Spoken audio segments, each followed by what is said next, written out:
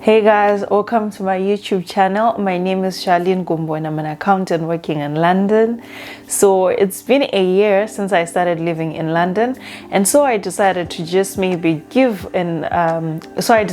share what my first impressions were when I came here to the UK and some of the culture shocks that I had when I just got in here. Originally, I'm from Zimbabwe, so most things, of course, when I came here to London, they were definitely not the same that we normally do in Zimbabwe. So let's just get right into the video. Number one, the transport links in London are pretty good. The transport timetables that they use, they are very frequent. So whenever I want to go somewhere, I do not have to worry that I have to wait so much time for me to go somewhere, because there's always a bus coming in the next 2 minutes. There's always a train coming in the next 3 minutes, whatever that could be. So that has been quite a good thing, and I love it because it gives me flexibility to go and do my shopping after I'm done with my work. I can even decide that I want to go to the supermarket at 8 p.m. if I have any funny cravings and I just want to go out. I know I'll always get transport up until it's midnight. So that has been a good thing for me. And also here we make use of Oyster cards. So basically these are just cards that you just tap when you're getting in on the train and when you are exiting the train station, whatever train station, wherever you drop off. And I like this method because it means I don't have to carry cash with me. Personally, I had also never been on a train, so my first time being on a train was definitely when I was here in London, and the experience has been good. Number two, do not use Google when you are in London. So when I came here, of course, whenever you go to a new place you don't know, the very natural thing to do is you want to use Google to be able to search up where you're going, get directions and stuff like that. But using Google, you get lost in London. You need to use, there's an application called City Mapper. What this application does, it shows you where you're going. It gives you options of the transport mode you could use, how much it will cost you to get there, and how much time it will cost you to also get there. So this has been sort of like a game changer because it helps me, it links the whole transport system together, basically the train and the buses that I need to take. So this has been something that I've been using when I came here to London, and it just makes your life easier.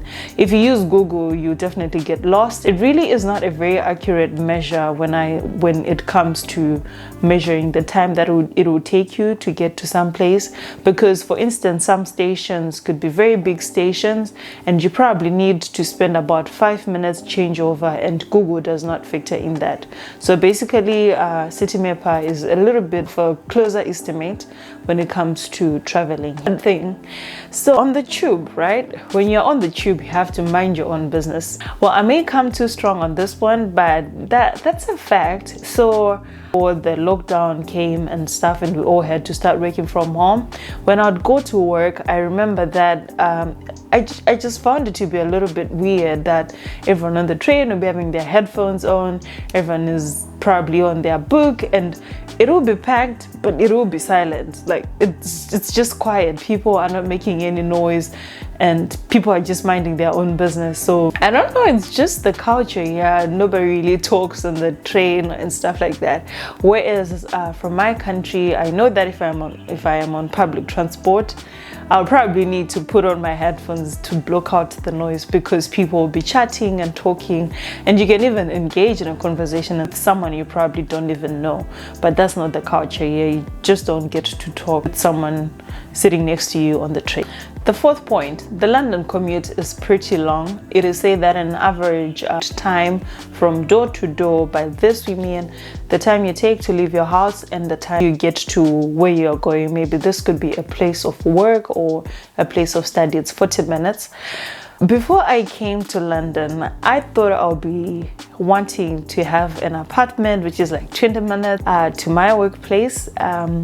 Boy, I was wrong. I was being very ambitious and unrealistic. I can never afford a place to be 20 minutes away from my office, because that's like 20 minutes right from the city. I'm sure it's only the rich people who live there, so that could never be me. So in London, the more you go outside London, the cheaper it becomes, because there are zones that are there.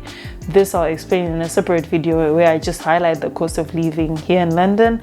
But yeah, so the more you go outside of London, the cheaper it becomes when it comes to your rent. The fifth thing, I think generally people here are polite and they don't want drama. So what I mean by this, it was just from my observations when I would probably get on the train, when it used to maybe get full. You know that the first preference is obviously going to be given to people who are old, people who are pregnant, people with children. You know, there were some days when maybe I'll be just looking so exhausted and coming from work, and someone would just be like, "Would you like a seat?" And then I was like, "Oh, thank you. Where did you come from?" So yeah, it's just those very small little things that people do. One other thing, when I moved in here in my place, my landlady gave me like a hamper. She gave me some cereals, and for me it's just those little acts. Sometimes you can just bring me food and be like, "Oh, Sharlene, I brought you this." So I just feel like generally the interaction with people has just been cool. That has just been my observation. Maybe I could be wrong, but I don't know. People that I've just interacted with for the most part have been polite. Number 6, people here in London always seem to be in such a rush. I do not know why, but I always felt like when I was going to work on a daily basis, it was always like a go type of thing. And you would always wonder, why are people in such a rush when they're walking? I remember the first time when I used the tube, right? So I got off the tube and now I was getting onto an escalator. So I got there, I stood on the left. Little did I know, and I had not read the sign that says you have to stand on the right, because if you are to be on the left, you're blocking the traffic of the people that are walking up the stairs. And it was as if I had done something wrong with the way people were so annoyed with me. And then someone then told me you have to stand on the right. So yeah, I got to learn that the hard way. But then even when people walk, it's just so busy. People are just in a rush, which brings me to point number 7. So there are so many free things to do here in London. Although it's an expensive city, you'd be surprised that there are so many things that you can do for which you don't have to pay for. When I came here, I did some little tours around some museums. You can even go and see some iconic places for free. The Tower Bridge is definitely for free. But however, if you want to do extra things, then maybe you need to pay some extra money as well, but it won't be a lot. You can just have a little tour around London. There are so many museums. It's quite a historic place in my view. It's a very historic city. So there are so many things that one can do that are for free that you don't have to pay for. And which means you can just take cool Instagram pictures for nothing. Without paying anything. So yeah, that is cool about London. I love that about it. Point number 8. There are so many nationalities here. It's not just the British people only in this country.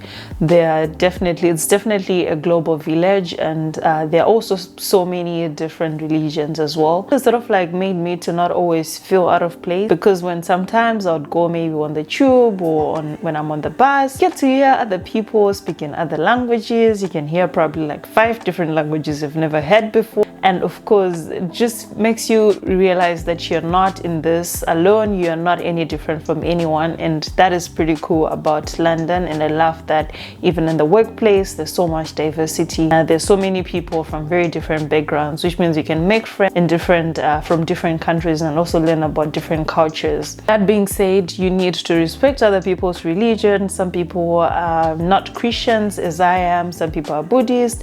Some people are atheists. Some people don't believe in God. So there's just so many things. So I've gotten to understand the importance of respecting other people's religions.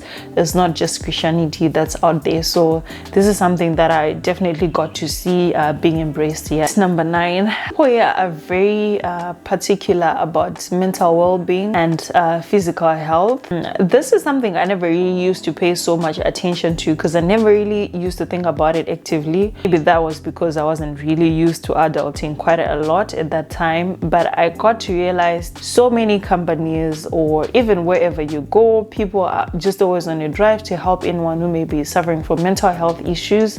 It is a big thing here. If someone even needs to take sick leave, even in the heat of things at work, you know, someone can take sick leave, get help regarding some mental health issues, which is pretty cool. I never really used to think that this is a very big part of our lives, but I gotten to learn that mental health sometimes can even manifest in some things that are like physical to you. So it is quite important. So yeah, they're very big on it. And even physical health, or really value exercising a lot. People run a lot. So there are some people I've actually seen though who are very extreme about exercising.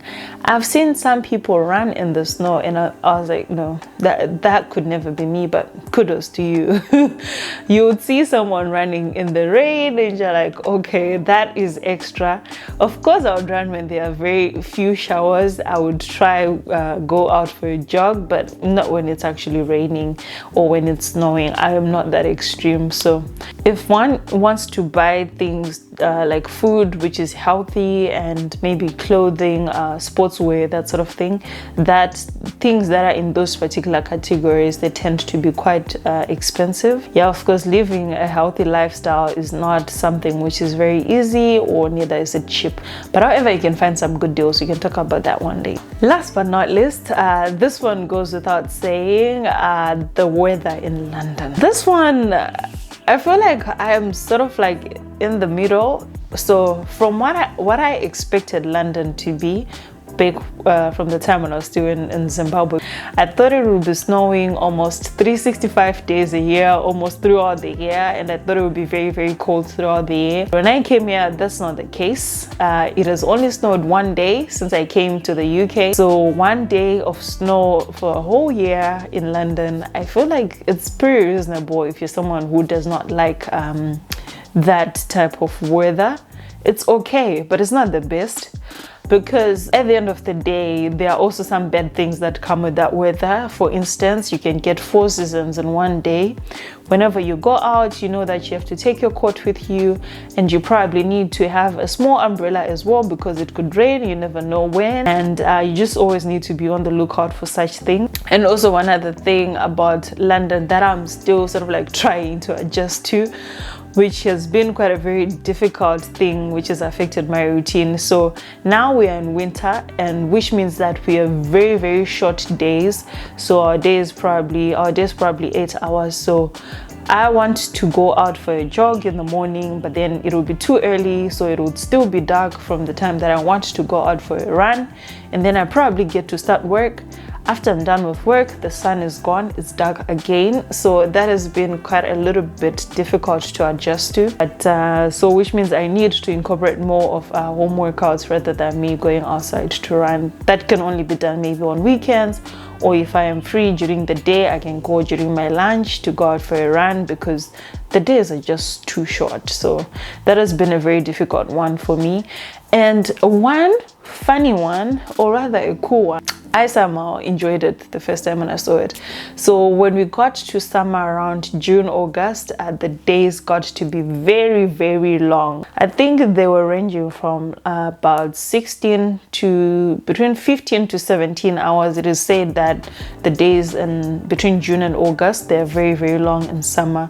So you'd get to go to bed around 9, and there's still like daylight outside, and which is a bit confusing, because you somehow want it to get dark, then you sleep. So I've gotten to learn that blinds and very dark curtains are your best friends. So I think those have been my first impressions, and the people have been good. I am on a journey to learn the British accent. So that's it from me today. Thank you so much for watching this video. Please subscribe. Please comment down below if you're someone who is planning to move abroad. Are you coming to London? Where are you going? Or if you're someone who has also moved to another country, how are your experiences as well? I'm just curious to know. So please guys, subscribe, and I'll see you on the next video. Thank you for watching.